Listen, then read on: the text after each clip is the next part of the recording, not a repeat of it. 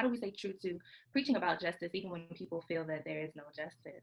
I was listening to the sermon that Tito sent us, and you preached about when it's someday. So how can we continue to hold on? How can we continue to not hang our harps, on trees and still try to sing the song of justice in a time like this?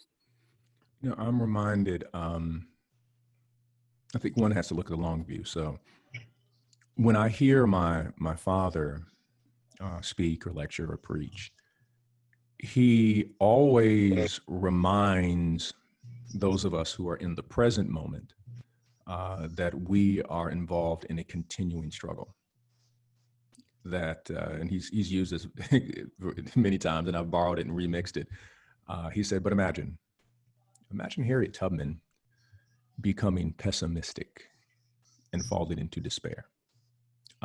She has no internet access. She can't get on Instagram, has no car.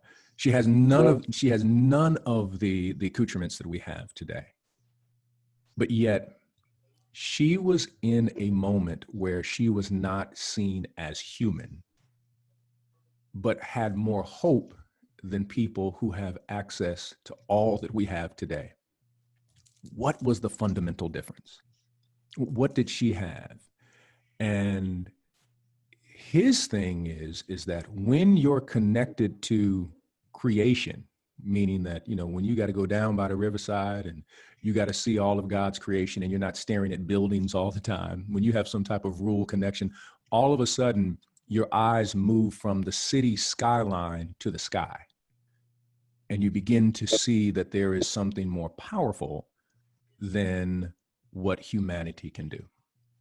So it's important that we allow our ancestors to teach us about hope and not think that we have something to teach our ancestors about despair, because they were well acquainted with it. But they were still able to have hope in the midst of this.